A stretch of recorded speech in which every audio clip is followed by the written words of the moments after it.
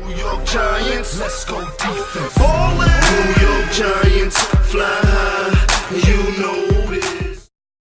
Hi, and welcome to the Colorado G-Men Show. Today we're going to preview the upcoming game against the cleaner birds, the Falcons. The Giants will travel to Mercedes-Benz Stadium in Atlanta Monday, October 22nd at 6:15 p.m. Mountain Time. They will have had a long 11-day rest after the season came crashing down on them against the Eagles in Week 6. The Giants will be 6-point underdogs on the road. When the Giants have the ball, the injury report, Cody Latimer, who is our third best receiver, has been placed on IR. They will get a big boost when tight ends Evan Engram and Rhett Ellison will finally come back.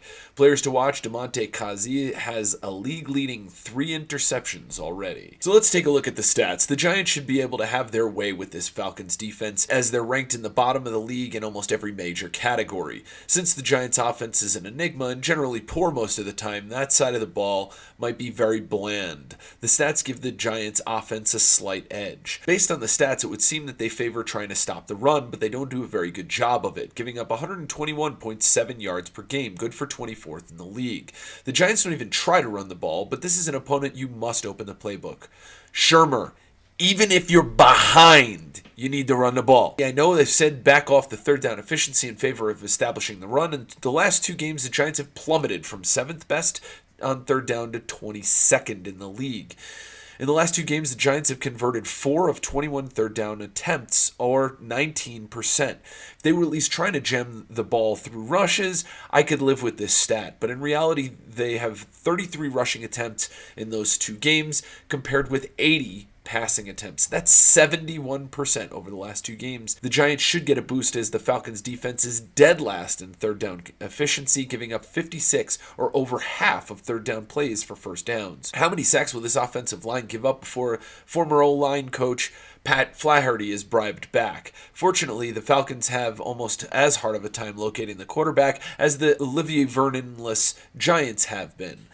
The Falcons give up a ton of points, averaging 32. That's above the elusive 30-point game mark that the Giants have only been able to accomplish once since the 2015 season. The Giants are averaging less than 20 points per game, good for 6th worst in the NFL. Some general notes about the Falcons' defensive tendencies. The Falcons play a man-to-man most of the time. Their lone exception was the game against the Steelers.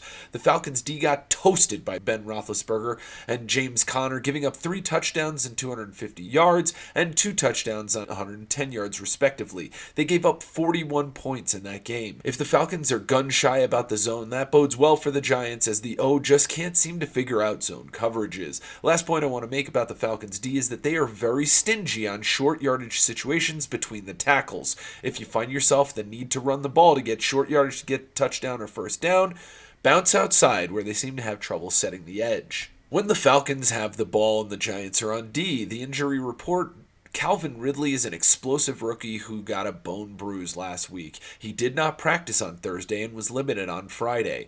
We'll talk more about him when we talk about the players to watch. Mohamed Sanu did not practice on Thursday or Friday. He's a big part of the Falcons' receiving core behind Julio.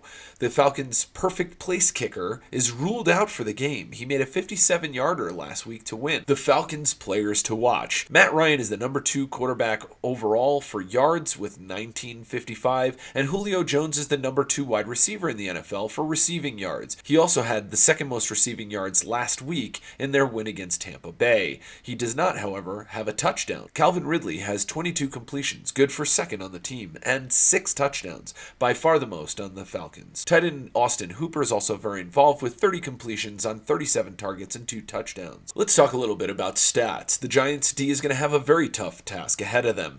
The best news that I can give you is that the Falcons don't run the ball very much. They haven't forgotten about the running game quite like the Giants have, but they're ranked 8th in the most pass-happy teams in the NFL. The Giants are number 2 if you're wondering. This is very good news for the Giants, a team that just can't stop the run. On third down, the Falcons are the most unbalanced, passing for 64 of 71 plays. The Giants D was able to shut down the powerful Saints passing attack, and that same pass D needs to show up on Monday night. The Falcons are 4th in the NFL in passing yards per game with 311.2. They're 8th in the NFL in total yards per game with 397.2. They're 9th in the NFL in points per game with 27.8.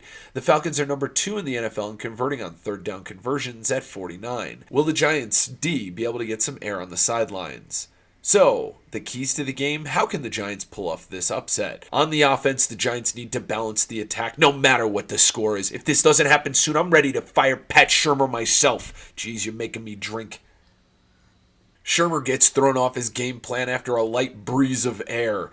This is important not only for this game, but it will protect our offensive line for every game moving forward. The keys for the defense is to get off the field on third down. If the Giants can do this, it might be Matt Ryan's quietest night of the year. And steal the damn ball. That's why I'm drinking larceny. The Giants need to step up their pigskin larceny game. Thank you everyone for watching the Colorado G-Men show. We'll see you at the Tavern in Platt Park in Denver, the Lazy Dog in Boulder, and the Good Company Bar in Colorado Springs. Don't forget to subscribe. Go Giants!